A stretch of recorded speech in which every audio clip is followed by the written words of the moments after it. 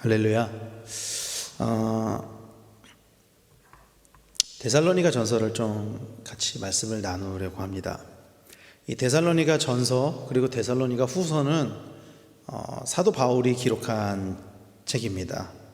그리고 이 데살로니가 전후서는 편지의 형식을 띠고 있습니다. 사실 바울이 쓴 성경은 거의 대부분 거의 다 편지죠. 서신서죠. 신약 성경에 바울이 기록한 서신서 편지는 대략 13개 정도가 됩니다. 그런데 이 13개의 편지는 크게 두 부류로 나눠집니다. 한 부류는 어떤 부류냐면요, 이 편지의 수신자가 교회입니다. 교회, 어떤 교회에 보낸 편지입니다. 어떤 서신서들이 있을까요? 갈라디아서가 있고요, 그렇죠? 그리고 데살로니가 전후서가 그렇습니다. 그리고 고린도 전후서, 그 다음에 로마서, 에베소서, 빌립보서, 골로새서 등입니다. 이 교회에 보낸 편지, 우리가 무엇을 보고서 딱 이건 교회에 보낸 편지구나 이걸 알 수 있냐면은 성경 편지의 이름에 지명이 들어가 있어요. 예를 들어서 로마서다 그러면 로마 교회에 보낸 편지, 또 고린도 전후서다 그러면 고린도 교회에 보낸 편지, 에베소 교회에 보낸 편지. 그러니까 이 지명이 써 있어요, 이름에. 이게 한 부류고요. 다른 한 부류는 사람에게 보낸 편지입니다. 이 사람에게 보낸 편지는요, 이 성경의 이름이 그 사람으로 되어 있어요. 디모데 전후서, 디모데에 보낸 편지죠. 디도서, 또 빌레몬서, 이거는 사람에게 보낸 편지입니다. 그래서 이렇게 크게 보면은 바울이 쓴 편지, 바울이 쓴 서신서는 이렇게 크게 두 개 부류로 나눠지거든요. 그런데 그 중에서도 이 데살로니가 전후서는 교회에 보낸 편지라 그랬잖아요. 그런데 수신자가 독특하게 기록이 되어 있습니다. 다른 교회에 보낸 편지들은 대부분 수신자가 어떻게 되어 있냐면 갈라디아에 있는 교회, 고린도에 있는 교회, 이렇게 지명을 넣어가지고 기록을 했는데, 이 데살로니가 전후서는 데살로니가인의 교회를 수신자로 삼고 있어요. 데살로니가인의 교회. 그렇다면 이 데살로니가인들이 살고 있었던 그 데살로니가는 어떤 곳인지를 우리가 좀 먼저 알고서 그러면 이 편지의 특징을 좀 잘 알 수 있을 것 같습니다. 이 데살로니가라는 도시는요, 당시 마게도냐의 수도였습니다. BC 315년경에 헬라를 다스리던 카산더라는 사람이 세운 도시거든요. 근데 이 사람이 이 도시의 이름을 왜 데살로니가라고 지었냐면은 이 사람의 아내의 이름이 데살로니가였어요. 그리고 이 데살로니가는 우리가 알고 있는 알렉산더 대왕의 여동생이기도 했습니다. 그래서 그 이름을 따서 만든 도시고요. BC 168년경에 로마의 이제 송령이 됐고 또 마게도냐의 수도가 되었습니다.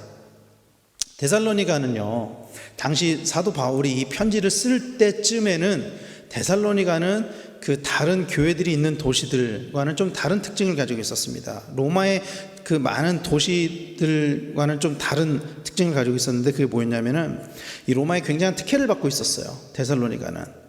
왜 이 도시가 특혜를 받고 있었냐면은 로마가 내란에 빠졌을 때 이 도시가 옥타비우스라는 그 정치인, 그 군인의 편에 가담해 가지고, 근데 결국에 이 옥타비우스가 승리를 해서 이 데살로니가라는 도시를 BC 42년에 로마의 그 송령으로 있었던 도시를 자유도시로 만들어줬습니다. 쉽게 말씀드리면은 그러니까 내란이 일어났을 때 한쪽 편을 들었는데 그 편이 이긴 거예요. 그래서 이 공으로 뭘 줬냐면은 너네들의 자치권을 인정해 줄게. 너희는 식민지 지배를 받는 게 아니고 너희들 스스로 도시를 다스릴 수 있어. 이런 권한을 준 거죠. 그래서 데살로니가인들이 가지고 있는 특징 중에 하나가 로마에 굉장히 우호적이었습니다. 여기는 로마가 데살로니가 도시에 굉장한 특혜를 줬었기 때문에 데살로니가인들도 로마에 굉장히 우호적이었습니다. 그리고 지리적으로 보면은 데살로니가는 빌립보와 베레아 사이에 있고요. 이 빌립보와 베레아 사이에 있는 게 왜 중요하냐면은 사도 바울이 2차 전도 여행을 할 때 빌립보를 거쳐서 데살로니가를 거쳐서 베레아를 거쳐서 아덴으로 가거든요. 그리고 지금도 이 데살로니가는 그리스의 두 번째로 큰 도시입니다. 지금도. 이 데살로니가인의 교회는 바울에 의해서 개척이 됐는데 이 사도행전 17장에 그 상황이 잘 나와 있어요. 사실 이 교회가 배경이 어떤 배경인지, 교회가 어떻게 생겼는지, 또 신앙적인 배경이 어떤지, 또 그 교회를 구성하고 있는 사람들이 어떤지, 그거를 사도행전 17장을 보면서 유추할 수 있거든요. 그 상황은 이렇습니다. 바울이 사도행전 16장이 이런 내용이에요. 바울이 빌립보라는 곳에 가서 루디아라는 여인을 만나고, 또 거기서 귀신 들린 여종을 고치고 감옥에 갇혔다가, 감옥에서 바울과 실라가 같이 기도하고 찬송했을 때 지진이 일어나서 옥문이 열리는 사건이, 그게 사도행전 16장에 있습니다. 그리고 나서 빌립보에서 나와서 데살로니가에 이제 이른 거예요. 데살로니가에서도 바울이 항상 그랬듯이 가장 먼저 찾은 곳은 회당이었습니다. 빌립보에는 회당이 없었기 때문에 기도처를 찾았지만 데살로니가에는 회당이 있었던 것 같아요. 그래서 회당에서 성경을 강론했다라고 사도행전 17장에 나오고 있습니다. 사도행전 17장에 보면은 한 3주 정도 회당에 가서 성경을 강론했었던 것 같아요. 그리고 그곳에서 바울이 전했던 내용은 이것이었습니다. 사도행전 17장 3절에 뜻을 풀어, 이렇게 이야기를 해요. 뜻을 풀어. 이거 무슨 이야기냐면은 당시 회당은 이렇게 운영이 됐었다 그래요. 회당장이 그 성경의 말씀을 쭉 읽고 사람들한테 이 말씀을 해설할 수 있는 사람이 있습니까? 이 말씀에 대해서 같이 나눌 수 있는 사람이 있습니까? 그러면 그곳에 회당에 모인 유대인들 가운데 한 사람이 누구든 손을 들어서 나가서 그 말씀에 대해서 이렇게 나눌 수 있는 그런 식으로 회당에서 말씀을 이렇게 나누었다고 해요. 근데 바울이 3주 동안 가가지고 자기가 직접 말씀을 나누겠다고 했었던 것 같습니다. 그때 무슨 이야기를 나누냐면 이렇게 이야기를 해요. 뜻을 풀어 그리스도가 해를 받고 죽은 자 가운데서 다시 살아나야 할 것을 증언하고 이르되 내가 너희에게 전하는 이 예수가 곧 그리스도라 하니. 이때 나눴던 말씀은 구약의 말씀이었을 거예요. 이때는 아직 신약 성경이 기록되기 전이었으니까 구약 성경을 풀어서 예수 그리스도를 전했었다는 것입니다. 그리고 그 강론에 대한 반응은 이랬어요. 사도행전 17장 4절 5절에 반응이 이랬어요. 그 중에 어떤 사람 곧 경건한 헬라인의 큰 무리와 적지 않은 귀부인도 권함을 받고 바울과 실라를 따르나. 그러니까 경건한 헬라인의 큰 무리, 헬라인의 많은 사람들과 또 당시 적지 않은 귀부인들도 이 말씀을 듣고 설득이 돼서 바울과 실라를 따랐었던 것 같습니다. 그러나 유대인들은 시기하여 저자의 어떤 불량한 사람들을 데리고 떼를 지어 성을 소동하게 하여 야손의 집에 침입하여 그들을 백성에게 끌어내려고 찾았으나, 반면에 유대인들은 바울과 실라와 디모데를 시기해서 불량배들을 데리고 와서 성을 소동하게 해가지고 그 책임을 바울에게 물으려고 했었던 것 같습니다. 이 말씀을 통해서 우리가 알 수 있는 것은 데살로니가 교회는 헬라인을 중심으로 세워진 교회라는 거예요. 사실 이게 데살로니가 교회의 가장 중요한 특징입니다. 그래서 바울이 데살로니가 전후서를 쓸 때 수신자를 뭐라고 표기를 했냐면 데살로니가인의 교회라고 표현을 했던 거예요. 또 1절에 보면은 그러니까 오늘 본문 데살로니가 전서 1장 1절에 보면은 바울과 실루아노와라고 이야기를 하잖아요. 이 실루아노는 누구를 이야기하는 거냐면 우리가 알고 있는 신라입니다. 신라. 근데 왜 실루아노라고 썼냐면은 실루아노가 신라의 헬라식 표기이기 때문이에요. 그러니까 예를 들어서 우리가 미국에 있는 사람에게 편지를 보낼 때 한글로 쓰지는 않잖아요. 내 영어 이름을 써가지고 이렇게 보내잖아요. 마찬가지로 헬라식의 이름으로 썼다라는 거죠. 또 바울이 다른 서신서에서는 자기를 소개할 때 뭐라고 소개를 하냐면 대부분의 서신서에서는 이렇게 소개해요. 사도된 바울. 그런데 데살로니가서에서는 자신을 사도로 소개하고 있지 않아요. 사도된 바울이라고 이야기하잖아요. 그냥 바울과 그렇게 이야기를 합니다. 바울의 사도성에 대한 논란이 없었다는 거죠. 유대인의 교회에는 사도성에 대한 논란이 있었어요. 왜? 바울은 예수님의 제자가 아니었기 때문에. 네가 진짜 사도냐? 바울이 개척했던 교회였음에도 불구하고 사도성에 대한 논란이 있었던 것 같습니다. 그래서 다른 서신서에 보면은 사도된 바울은 이렇게 소개를 하거든요. 그런데 데살로니가 교회는 이방인들에 의해서 세워진 교회, 이방인들을 중심으로 세워진 교회였기 때문에 사도성에 대한 논란이 없었던 것 같습니다. 그리고 아까 말씀드린 것처럼 그 교회가 세워지는 과정에서 이방인들은 복음을 받아들였는데 정작 유대인들은 복음을 전했던 바울과 실라를 잡으려고 했던 것이죠. 하나님께서는 유대인들을 제사장 국가를 삼으시기 위해서 선택하셨습니다. 하나님께서 이스라엘을 선택하신 이유는 그들을 제사장 국가를 삼기 위함이었어요. 그런데 유대인들은 스스로 제사장 국가가 되기를 거부했습니다. 제사장은요, 하나님과 백성들을 연결시켜주는 역할을 하는 사람이에요. 제사장의 임무는 연결입니다. 하나님과 백성의 연결.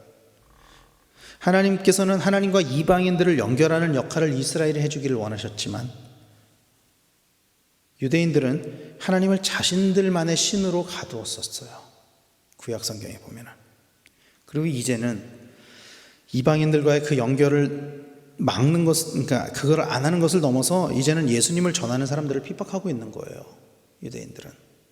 그래서 결국 바울은 이 데살로니가 교회를 개척하고 나서 몰래 데살로니가를 떠날 수밖에 없었어요. 그러니까 교회를 개척하려고 했었는지도 모르겠어요. 말씀을 전하다 보니까 바울을 따르는 무리들이 생겨났었고 소동이 일어나가지고 몰래 데살로니가를 떠났었던 것 같습니다. 사도행전 17장 10절에 이렇게 이야기하거든요. 밤에 형제들이 곧 바울과 실라를 베레아로 보내니 라고 하면서 바울이 밤에 몰래 바울과 실라가 베레아로 갔다는 것을 우리는 알 수 있습니다. 그렇게 황망하게 데살로니가를 떠난 바울은 이 데살로니가인들에 대해서 좀 미안함과 아쉬움을 가지고 있었던 것 같아요. 그래서 바울이 아덴에 있을 때 디모데를 데살로니가로 보내서 자기가 못다한 이야기들, 못다 전한 복음들을 전하게 했었던 것 같습니다. 후에 보면 그런 내용이 나오거든요.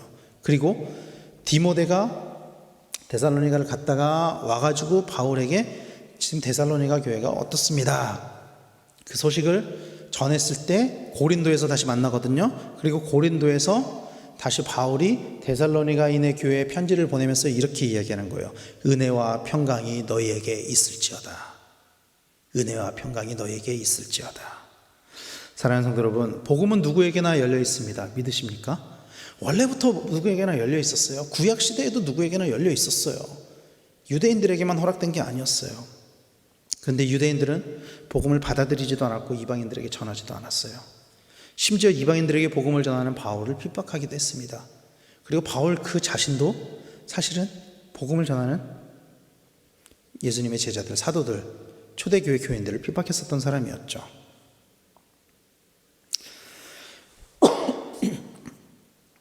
데살로니가에서 바울은 유대인들의 핍박에 의해서 쫓겨났습니다. 데살로니가에서요. 그리고 후에는 사실은 데살로니가 교회의 그 헬라 교인들도 자신의 민족에게 핍박을 받았다고 성경은 기록하고 있어요. 그들도. 복음은 누구에게나 열려있지만 그것을 받아들이고 전파하는 것이 항상 순탄한 것만은 아닌 것 같습니다. 물론 복음을 듣는 그 자체로 은혜예요. 그것을 듣는 것 그 자체가 은혜입니다. 오늘도 수많은 사람들이 복음을 듣지 못하고 죽어가고 있죠.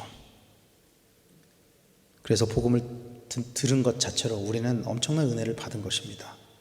우리는 이미 그렇게 큰 은혜를 받은 사람들이에요. 바울도 이 데살로니가인의 교회에 편지를 쓰면서 그래서 이렇게 축복을 했어요. 은혜와 평강이 너에게 있을지어다. 은혜와 평강이 너에게 있을지어다. 여기서 은혜라는 단어는 카리스라는 단어를 쓰거든요. 헬라어 카리스. 근데 이 단어는 선물을, 그러니까 거저 얻은 것, 대가를 주고 얻은 것이 아니라 대가가 없이 얻은 것을 의미하는 거예요. 은혜는 하나님의 선물입니다. 은혜는 우리가 복음을 들을 수 있는 것, 예수를 믿는 것 그 자체로 하나님의 선물을 받은 거예요. 이미. 그리고 평강은 헬라어 에이레네라는 단어를 씁니다. 에이레네. 이것은 외부의 조건에서 오는 평강이 아니라 내부에서부터 오는 평강을 의미하는 거예요. 언젠가 제가 설교 때도 한번 이야기를 한 적이 있지만요, 이 에이레네는 외부로부터 오는 평강이 아닙니다. 어떤 조건으로부터 오는 평강이 아니에요. 내 안에서 우러나는 평안함, 어떠한 고난과 핍박 속에서도 평안함을 유지할 수 있는 것, 그것을 의미하는 것입니다. 그래서 바울은 데살로니가인의 교회에 은혜와 평강이 있을지어다, 은혜와 평강이 너에게 있을지어다. 오늘 우리에게 이런 은혜와 평강이 넘치게 되기를 소망합니다. 그리스도인으로 살아가는 데 있어서 이 은혜와 평강은 살아갈 힘을 주는 거예요. 그리스도인이라도 쓰러질 수 있습니다. 물론 넘어질 수 있습니다. 핍박을 당할 수 있습니다. 어려움을 당할 수 있습니다. 그런데 그럴 때 일어설 수 있게 해주는 것이 은혜이고, 또 버틸 수 있게 해주는 것이 평강입니다. 어쩌면은 이 은혜와 평강이 너에게 있을지어다는 당시 서신서를 보낼 때 관습적으로 했던 바울의 인사말일지도 몰라요. 왜 그러냐면 여기에만 쓰여진 게 아니거든요. 그냥 의례적으로 잘 지내니? 어떻게 지내니? 와 같은 그런 의례적으로 보내는 인사말일지도 모릅니다. 그런데 이 은혜와 평강은 그리스도인이 가져야 할 아주 중요한 것들입니다. 이것이 있어야 우리가 이 땅에서 그리스도인으로 살아가는 데 있어서 버틸 수 있는 힘을 얻게 되고, 쓰러져도 다시 일어날 수 있는 힘을 얻게 되거든요. 당시 데살로니가인의 교회는 동족의 핍박을 받고 있었습니다. 그런 그들이 버틸 수 있고 일어설 수 있었던 것, 그들에게 은혜가 있었고 또 평안함이 있었기 때문일 것입니다. 그래서 나중에 이제 데살로니가 전서를 보면은 바울이 이 교회를 칭찬하는 장면들이 나와요. 오늘 그 바울의 칭찬이 우리의 교회, 우리 안에도 있게 되기를 간절히 소망합니다. 우리 한 사람 한 사람이 은혜에 사로잡히고, 또 우리 한 사람 한 사람의 삶이 평안함이 넘칠 때 우리 교회가 좋은 교회가 될 거예요. 또 우리가 있는 곳이 또 하나님의 큰 복을 받게 될 줄로 믿습니다. 그런 선한 영향력, 은혜와 평강이 넘치는 그런 그리스도인 우리 모두가 되기를 간절히 축원합니다. 그것에 사로잡혀서 혹시 힘든 일이 있더라도 버티고, 또 혹시 넘어진다고 할지라도 다시 일어설 수 있는 그리스도인으로, 하나님의 제자로, 자녀로 살아가는 우리 성도님들이 다 되시기를 예수님의 이름으로 간절히 축원합니다. 기도하겠습니다.